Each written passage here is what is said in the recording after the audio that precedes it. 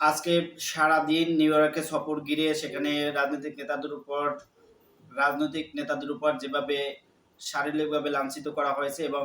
মানসিকভাবে বিপর্যস্ত করা হয়েছে সেটা নিয়ে কিন্তু সারাদিন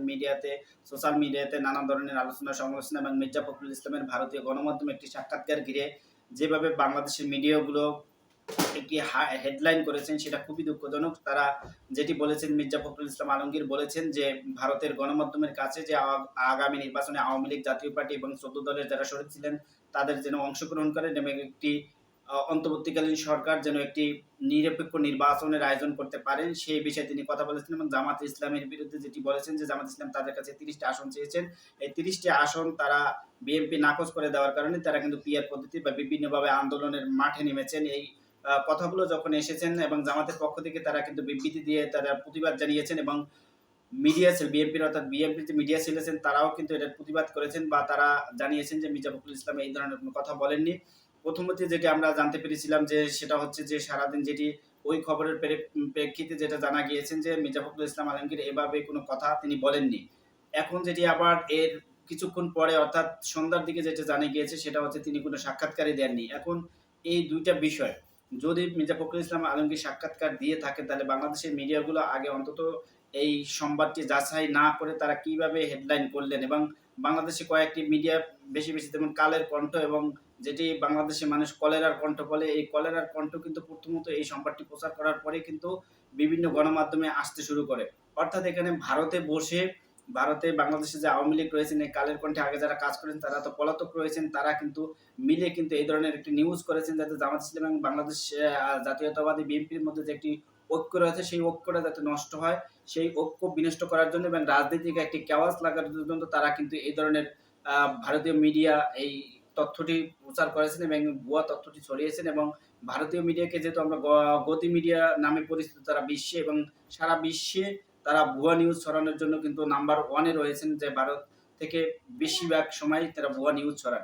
এখন প্রশ্ন হলো মির্জা ফখরুল ইসলাম আলমগীর যদি এই ধরনের কথা বলে থাকেন যে ভারতের বিরোধিতাকরণে ইলিয়াস আলীর জীবন দিতে হয়েছে, সালাউদ্দিন কাদের চৌধুরীকে ফাঁসিতে ঝুলতে হয়েছেন, বাবর যিনি স্বরাষ্ট্রমন্ত্রী ছিলেন ২০০১ সালে সেই স্বরাষ্ট্রমন্ত্রীকে ১৭ বছর জেল খেটতে হয়েছে এবং খালেদা জিয়াকে ভারত বিরোধিতার কারণে কিন্তু জেলে যেতে হয়েছে। সেই ভারতের পক্ষে গিয়ে যদি মির্জা ফখরুল ইসলাম দলের মহাসচিব হয়ে যদি তিনি বক্তব্য দিয়ে থাকেন সেটা দলের জন্যও ক্ষতিকর এবং এই ধরনের বক্তব্য তিনি দিয়েছেন কিনা বা তাহলে এটা ধরে নেওয়া যায় যে গত ১৭ বছরের যে আন্দোলন সংগ্রাম ছিল সেখানে তারা যেভাবে বিএনপি আওয়ামী লীগের সাথে লিয়াজু করেছেন সেই কারণে বিএনপির যে মাস্টার প্ল্যান থাকতো বা তাদের যে আন্দোলনের যে একটি প্ল্যান থাকতো সেটি যারা ফাঁস করতেন তাহলে তারাই এই বিএনপির মধ্যে যে আওয়ামী লীগের যাদের সাথে যোগ সদস্য ছিল তারাই কিন্তু এই তথ্যগুলো পাচার করতো এবং এই তথ্যগুলো প্রচার করার ফলে বিএনপির প্রত্যেকটা আন্দোলন কিন্তু ভেস্তে যেত এবং তারা সবাই কিন্তু এখানে এই ফায়দাটা নিত। এখন প্রশ্ন হলো মির্জা ফখরুল ইসলাম আলমগীর তার রাজনৈতিক ক্যারিয়ারে কোনো সময় কিন্তু আপোস করেনি। অন্তত আওয়ামী লীগের সাথে অথবা আওয়ামী লীগের যে ফ্যাসিস্ট চরিত্র তাদের সাথে কখনো আপোস করে তিনি সংসদ সদস্য নির্বাচিত হয়ে কিন্তু তিনি সংসদে যাননি এবং দলের একজন মহাসচিব তিনি দীর্ঘদিন একজন মহাসচিব হিসেবে আছেন এবং তার নামে কোনো এখন পর্যন্ত কমিটি বাণিজ্য থেকে শুরু করে তার বিরুদ্ধে কোনো বড় ধরনের কোনো অপকর্মের কিন্তু খবর আমরা পাওয়া যায়নি। গণমাধ্যম থেকে শুরু করে সবাই কিন্তু তাকে নিয়ে কোনো ক্লিন ইমেজের নেতা হিসেবে তিনি কিন্তু বিশ্বে পরিচিতি লাভ করেছেন এবং তার বিরুদ্ধে কোনো এখন পর্যন্ত কোনো দুর্নীতি থেকে শুরু করে কোনো কিছুই কিন্তু পাওয়া যায়নি। তো এখন মির্জা ফখরুল ইসলাম আলমগীরকে ঘিরে যে তথ্যটি প্রচার করা হলো, এটি আসলে যদি সত্য হয়ে থাকে তাহলে সেটা নিয়ে বিএনপিকে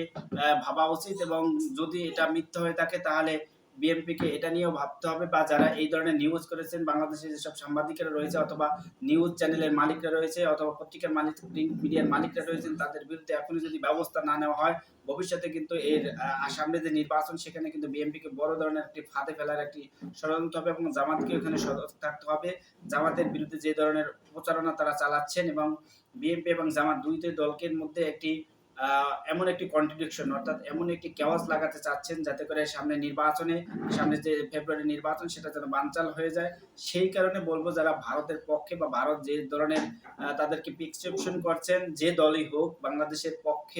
বাংলাদেশের রাজনৈতিক দলকে যারা ভারতের পক্ষে হয়ে কাজ করছেন বা ভারত যে ধরনের প্রিসক্রিপশন দিচ্ছে সেই অনুযায়ী যেভাবে কাজ করছেন সেটা যদি হয়ে থাকে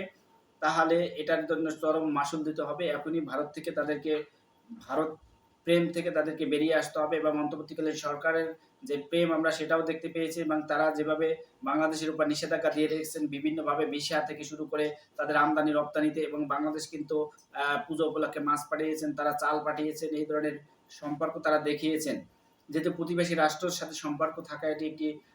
ভালো জিনিস, বা প্রতিবেশী রাষ্ট্রের সাথে সবসময় সুসম্পর্ক রাখা, কিন্তু সেটা পাকিস্তানের সাথে নয়, কিন্তু ভারতের সাথে রয়েছে। পাকিস্তানের সাথে আগে থেকেই ৭১ এর পর থেকে তাদের সাথে কোনো সম্পর্ক নেই, অথবা পার্শ্ববর্তী যে রাষ্ট্র রয়েছেন ভুটান, শ্রীলঙ্কা, তাদের সাথেও বাংলাদেশের ভালো সুসম্পর্ক থাকলেও তাদের সাথে বাণিজ্যিকভাবে তেমন একটি বাংলাদেশের সম্পর্ক নেই। এখন বিষয় হচ্ছে যে মির্জা ফখরুল ইসলাম আলমগীরকে ঘিরে যদি এই ধরনের বক্তব্য বা অপপ্রচার চালানো হয়, তাদের জন্য বিএনপিকে এখনো যদি তারা সোচ্চার না হয় বা ব্যবস্থা না নেয়, তাহলে তাদের জন্য সামনে যে জাতীয় ইলেকশন আসছে সেখানেও কিন্তু তারা বড় ধরনের কোনো কেওয়াস লাগাবেন এবং এমন এমন নিউজ তারা তৈরি করবেন যেটার বিএনপির জন্য খুবই একটি নির্বাচনের ক্ষেত্রে কিন্তু বড় বাধা হয়ে দাঁড়াবে। এই মিডিয়াগুলো ৫ই আগস্টের পর স্বাধীন পেয়ে, অর্থাৎ তারা যা মন চায় তাই হেডলাইন করছেন, কোনো ভুয়া নিউজ, কোনো ফেসবুকের বা কোনো ফেসবুক পোস্টের ছবি এনে তারা এটি নিউজ প্রচার করছেন। তাদের আগে যে প্রফেশনাল নিউজ একজনের বক্তব্য প্রচার করতে হলে তার অন্তত সাক্ষাৎকার নেওয়া উচিত। এখন ফেসবুকে যে যা লিখে সেখান থেকে সেটাকে কপি করে ছাপিয়ে দেওয়া হচ্ছে তাদের এই অনলাইন মিডিয়াগুলো। তো এই ধরনের মিডিয়া বাংলাদেশে এখন চালু রয়েছে। তো এখন বিএনপিকে কি করা উচিত বা বিএনপির ভাবা উচিত যে মির্জা ফখরুল ইসলাম আলমগীর যেভাবে নিউ ইয়র্কে লাঞ্ছিত হলেন সেটার পক্ষে বা বিপক্ষে তারা কি মত নেবেন। বিএনপির সেখানেও লন্ডনেও বা নিউ ইয়র্কেও তাদের ২-৩টি গ্রুপ রয়েছেন। কারণ যে কমিটি দেয় তার পক্ষে একটি গ্রুপ থাকে, আর যে কমিটি না পায় তারা বিপরীত অবস্থান নেয়। এই ২ টা বিষয়ের কারণে মির্জা ফখরুল ইসলাম আলমগীর সেখানে, এবং সেখানে একজন শিবির নেতা, অর্থাৎ সাবেক একজন শিবির নেতা সিলেটের, তিনি যেভাবে মির্জা ফখরুল ইসলাম আলমগীরকে নিয়ে গেছেন সেখানে কোনো বিএনপি কর্মীকে দেখা যায়নি। অর্থাৎ জামাত ইসলামীকে বিএনপি যেভাবে সারাদিন যেভাবে মিডিয়ার সামনে তাদেরকে হেয় করার চেষ্টা করে, সেখান থেকে কিন্তু জামাত ইসলামীকে অথবা ছাত্র শিবিরকে কিন্তু ধন্যবাদ পাওয়ার যোগ্য। তারা বিএনপি নেতা মির্জা ফখরুল ইসলাম আলমগীরকে তারা না চাইলেও তারা প্রোটোকল না দিতে পারতেন। তাদের নেতা ছিলেন তাহের সাদকেও তারা প্রোটোকল দিয়ে নিয়ে গেছেন, অর্থাৎ মির্জা ফখরুল ইসলামকেও তারা প্রোটোকল দিয়ে নিয়ে গেছেন। অর্থাৎ বিএনপি নেতারা ৮ নম্বর গেটে ছিলেন, ৪ নম্বর গেটে বের হলে তাদের সাথে কিভাবে যোগাযোগ ছিল না সেটা নিয়ে প্রশ্ন রয়েছে। এবং নিউ ইয়র্কের যে হাই কমিশন রয়েছে, অর্থাৎ পররাষ্ট্র মন্ত্রণালয়ের অধীনে যে কনসুলেট রয়েছেন, তারা কি পদক্ষেপ নিয়েছেন এবং তাদের ইনফরমেশন এবং তারা কোন গেট দিয়ে বের হবেন সেই ইনফরমেশন কিভাবে লিক হলো। এই এম্বাসিগুলো কিন্তু তারা জানতো, এম্বাসিতে বারবার তারা যোগাযোগ করেছেন যে তারা কোন গেট দিয়ে বের হবেন। তাদেরকে কিন্তু সেই গেটে রাখা হয়েছে, ৪ নাম্বার গেটকে খালি করা হয়েছে। সেই ৪ নাম্বার গেট দিয়ে যখন তারা বের হলো সেটা কিন্তু এম্বাসি জানতো। তারপরও মির্জা ফখরুল ইসলাম আলমগীর সেখানে বের হওয়ার পর তাকে যে লাঞ্ছিত করা হলো সেটার বিষয়ে সরকার কি পদক্ষেপ নেয়, এবং সরকারে যারা রয়েছেন তারা উপদেষ্টা আসিফ নজরুল এবং ফয়জুল হক এবং শফিক আহমেদ, তারাও কিন্তু সেখানে গিয়েছেন। তাদের একটি ছবি ফেসবুকে দেখলাম, তারা একটি পোস্টও দিয়েছেন, সেটার বিষয়ে দুঃখ প্রকাশ করেছেন এবং এটার সুস্থ তদন্ত চেয়েছেন। এখন প্রশ্ন হলো যে এটি কি মিস আন্ডারস্ট্যান্ডিং না এম্বাসির কোনো